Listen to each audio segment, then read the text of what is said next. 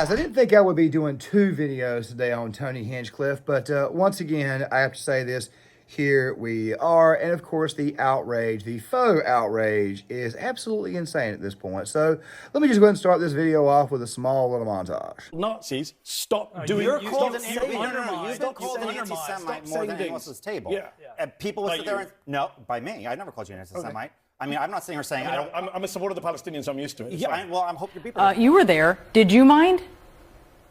Look, the fact of the matter is I wasn't in the room when that joke was made, but I got to say, we got to take a step back and look at the double standards here, Brianna. Let's be really honest.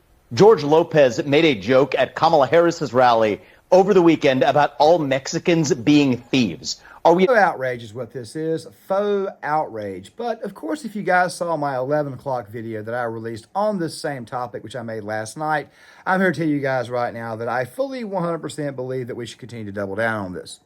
You guys are seeing something right here in the B-roll footage. It's Steve Bannon. I'll probably talk about that tomorrow. He just got out of prison and what that right there just may mean for the future of the movement, for the party, for the conservative side of the aisle, for the popular side of the aisle. I'll be talking about that come tomorrow. But of course, he just got out of prison. And once again, we're here talking about Tony Hinchcliffe's jokes, of which, by the way, I will play a montage for you guys, so that way you guys can get up to speed on why it is that the left is so triggered. Like, I don't know if you guys know this, but there's literally a floating island of garbage in the middle of the ocean right now. Yeah. I think it's called Puerto Rico. Okay. All right. Okay. We're getting there. Again, normally I don't follow the national anthem every... Rock, paper, scissors. You know the Palestinians are going to throw rock every time. But you also know the Jews have a hard time throwing that paper. You know what I'm saying?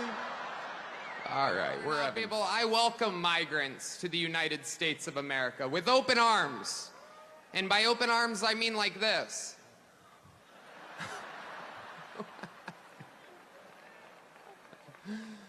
It's wild. And these Latinos, they love making babies, too. Just know that.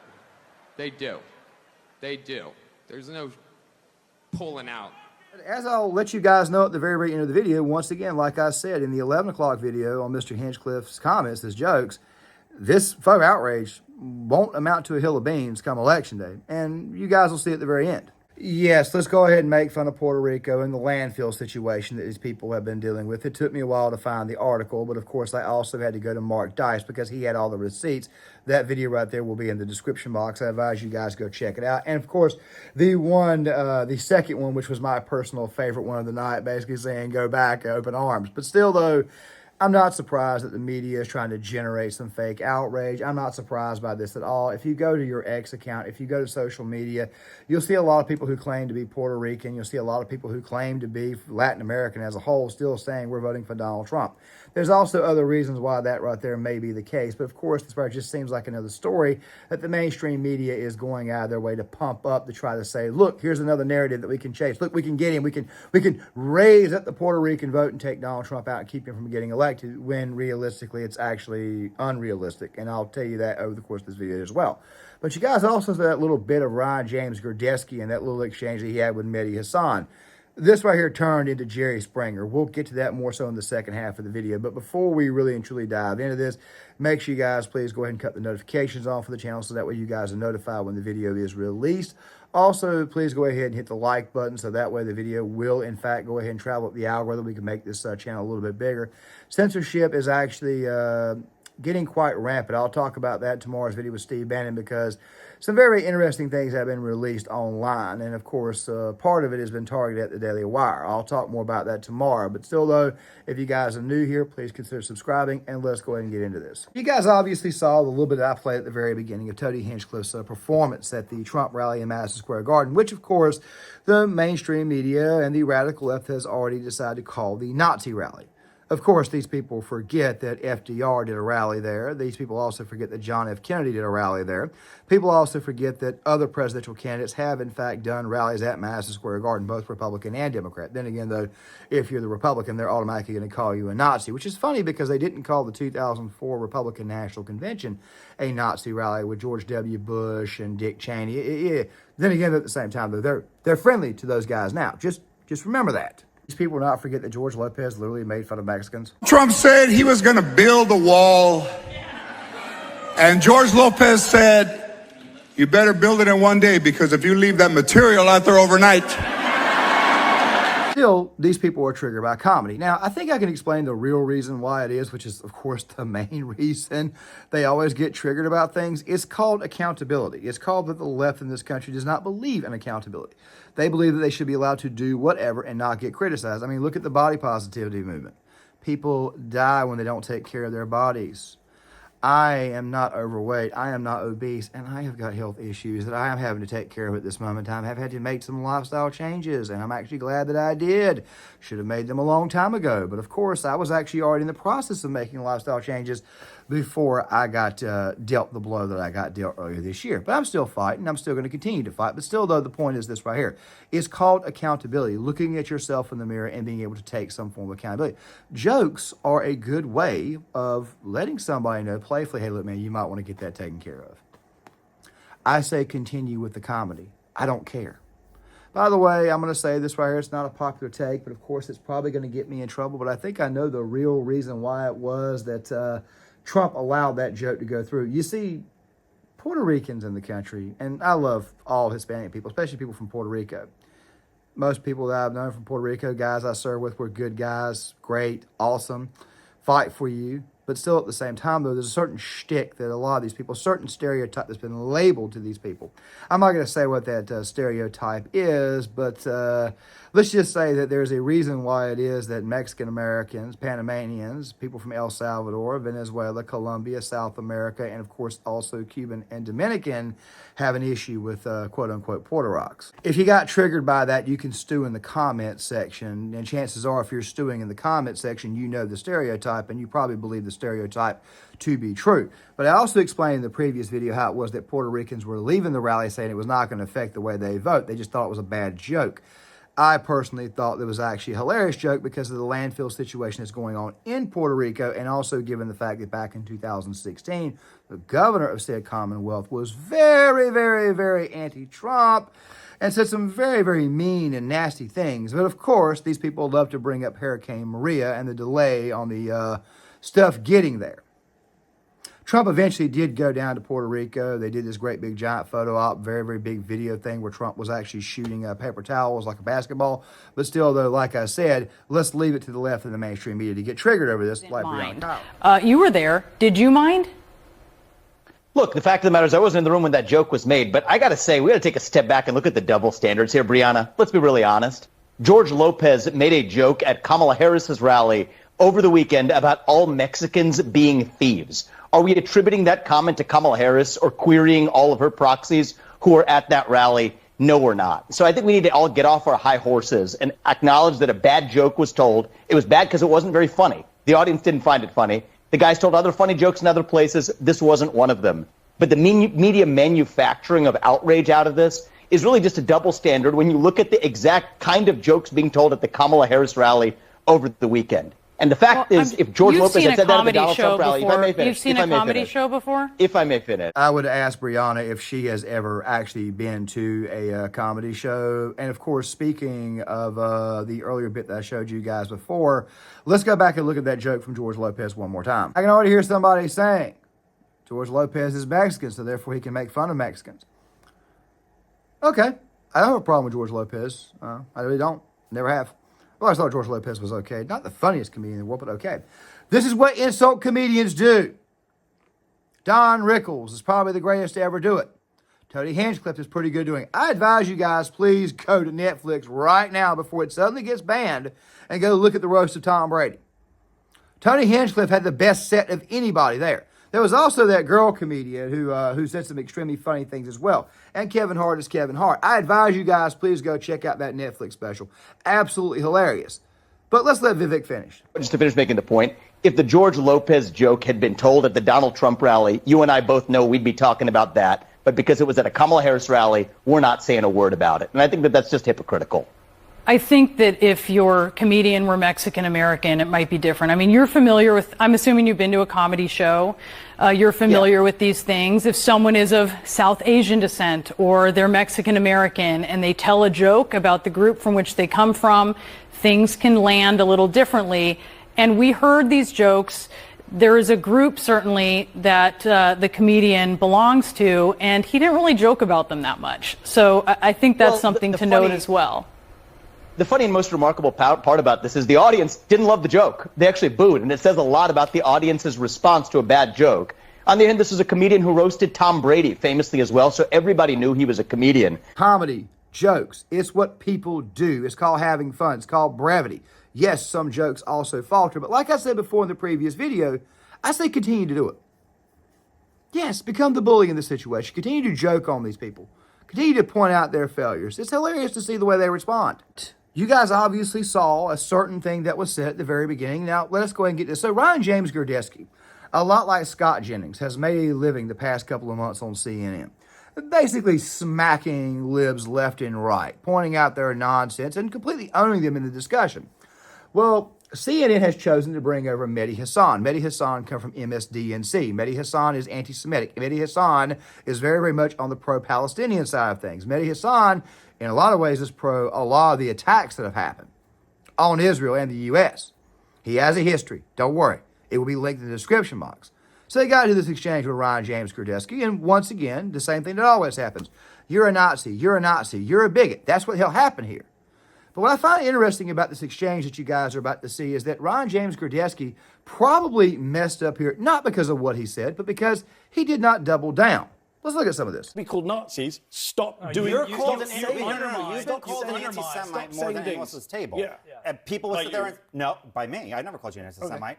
I mean, I'm not sitting here saying I'm a supporter of the Palestinians. So I'm used to it. Yeah, I hope your beeper doesn't go off. The thing is Did that you just say I should die? You should not. No, Did you just say I should be killed? No, I did not say that. No, I did not say that. Hold on. Did your guest just say I should be killed on live say? TV? I said I hope Guys, you don't. let me just stop. You said you hope my beeper doesn't go off. Because you said I'm a big supporter of the Palestinians. Of Hamas. Guys, let me said stop. Palestinians. Are you? Am I what? No, of course I'm not supporting Hamas. Many people are pointing out the facial expression of Gurdesky, saying that he felt that his career was obviously over in this moment. But of course, the facial expression that I am looking at is Mr. Mehdi Hasan's facial expression, because Mr. Mehdi Hasan just realized that I just found a way to lie and twist this guy's words, and I just found a way to get this guy fired. Now, I'm going to play the rest of the exchange, probably most of it just outright. The only reason why I'm doing this is not so much to counter it, but so that way you guys can see how it is that conservative voices oftentimes find a way to get manipulated. Speaking of Scott Jennings, we'll talk about him in a second too, because he also came out this morning or later on that evening, and he had to speak about it. But still, though, I want to play it much, much more than the long sense for you guys, so that way you guys can see exactly how fast this conversation devolves, because this right here is what the left does. Racist, violent person inciting violence against Ryan, That's disgusting. That is completely. I apologize. Good job, CNN. Let's have first block say the Muslim guy should be blown up on TV.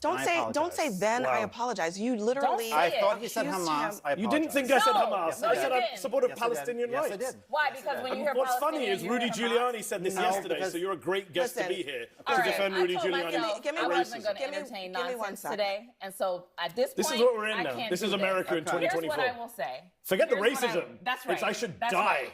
I didn't say that. You You should said, die. what does beeper mean? Don't give me your I fake did not say ignorance. you should Guys, die. Why did you say guys, with my give me- beeper give me a- go? What did you mean? What did you mean by the beeper? So what I did you said- mean? What did you mean by the No, beeper? no, no, no, no. No, you didn't. You said, I hope your beeper doesn't have the guts to support your racist comment. Hang on. I'm so sorry. Gotta bring it back. This is why yesterday's rally was disgusting. Don't call us and Nazis, but I'm going to outrageous. threaten the brown guy as a This is terrorist why. and kill him. Because I didn't ever say Donald Trump was Hitler. But do you know who stood on a stage yesterday and said, I want to come to the Nazi rally? I don't have to make up words and call you something. You're saying it for yourself. And what you just said Kamala right Harris here, is a pimp apologize, handler. but I will tell you, I don't accept that apology, and you didn't even That's say it to fine. me. I didn't say it that to was you. disgusting. But I can be offended when you don't even say it to me. I'm not Puerto Rican, but I was offended by what today. And I'm offended that the former president and potentially future president would allow it and go for 12 hours and not say, I don't care. Because you know what? When Kamala Harris put out statements about switching of opinions, it wasn't good enough for Republicans. Why are you looking at me? Because you said it. Why don't you take this back a little bit and let her take the show? You know what? No, listen. You're kind of monopolizing Ashley, her show. No. Hold on one second. Because I'm surprised you wouldn't even say what Listen, he just said. we have a lot of. Hang on a second. We have a lot of heated conversations on this show. That is let true. her take it back. But one of the things that I do not appreciate is when we cross the line. Okay? I don't appreciate that. I apologize. And I appreciate the apology, but I don't want a conditional apology for saying something. Allison is without a doubt one of the worst personalities I've ever seen. This is what they do. Now, guys, really quick. I understand that it's possible that Donald Trump may not win the election, even though I personally believe that he will. The numbers seem to indicate that. But still, though, going forward, you need to know, and this right here is further proof that you cannot have a conversation with these people, a serious conversation with these people, without them trying to filibuster and twist your words. This is what they do. This is the advantage that they have.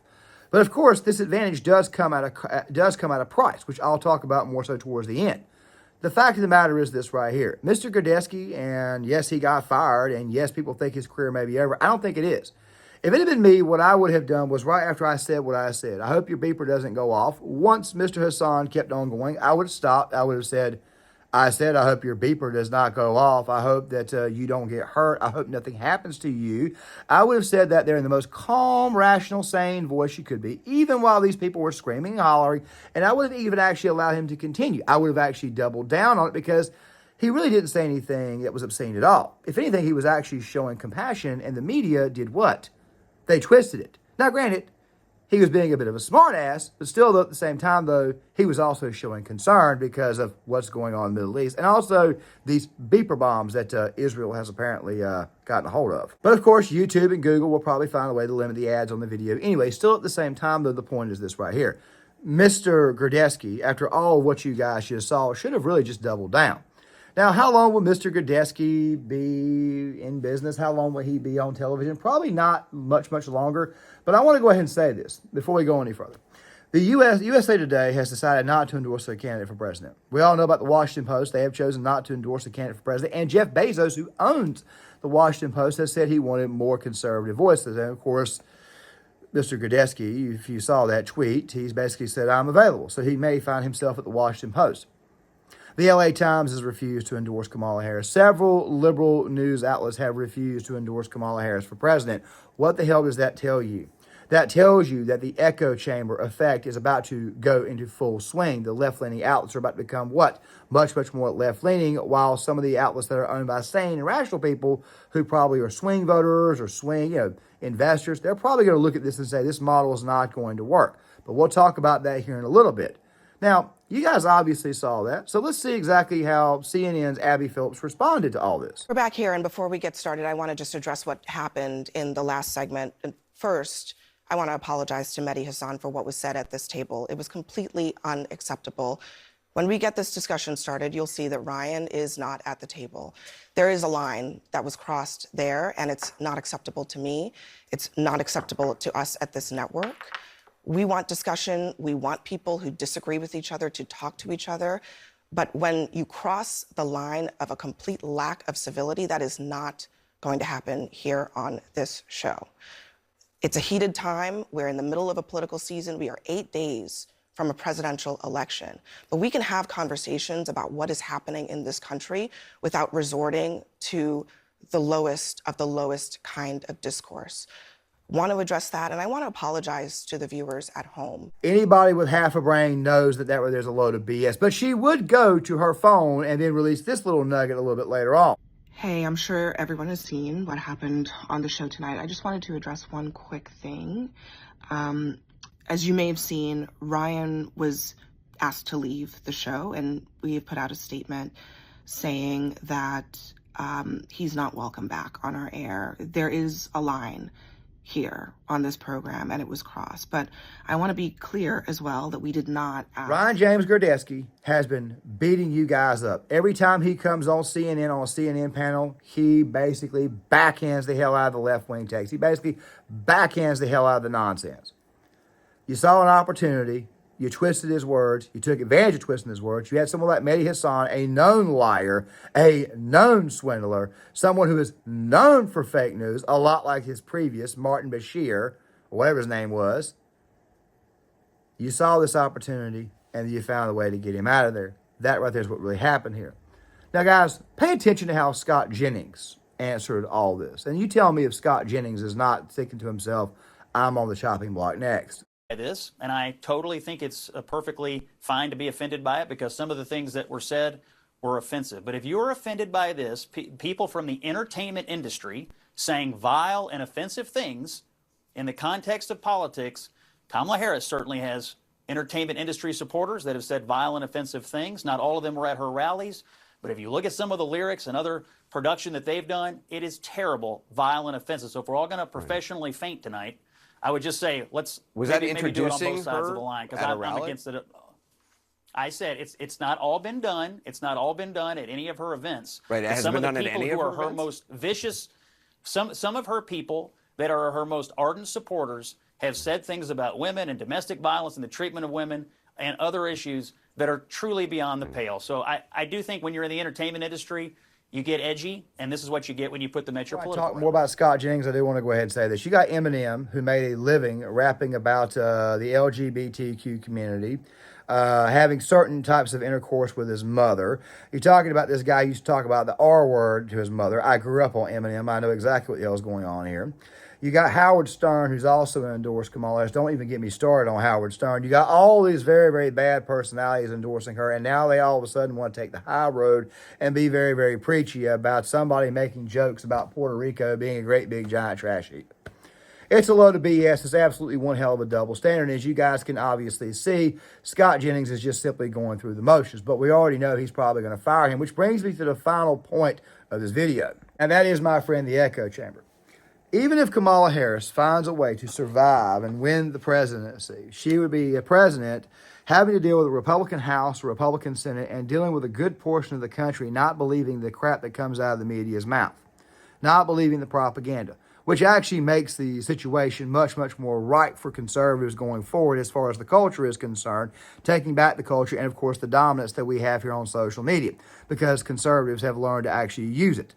The point is this right here. The echo chamber, that is the left, is about to become a much, much smaller echo chamber. It's going to feel a lot bigger. It's going to seem a lot bigger because of all the crazy takes. But in reality, it won't be exactly what reflects American society, and it won't exactly be what reflects how Americans feel. The truth be told is, guys, we're winning the culture war. We're winning it. We're winning it outright, and you'll probably see exactly how much we won it by on November the 5th. Or maybe the certain day they certify it next cycle, because we all know that crazy stuff will ensue over the next 8 to 10 weeks, and of course I'll be here for it. But like I've said before, though, guys, I will be changing the content, going in a much more pop culture sports direction come next year for this channel here, while the other channels eventually get opened up. But of course, that's also got a lot to do with what the takes are going to be tomorrow, because obviously we've got a bit of a smorgasbord of takes to throw out tomorrow, because a lot of stupidity occurred over the weekend and still is occurring as an extension to what happened on the weekend. So definitely make sure you guys stick around for that. The fact of the matter is that Ron James Gordesky, he got released, he got fired because they used this opportunity, something that he said, to twist it. They had the right person there to twist his words. And Mehdi Hassan, like I said, a known scumbag himself, a lot like Yashar Ali, a known liar. And that right there is why Mr. Gordesky got fired.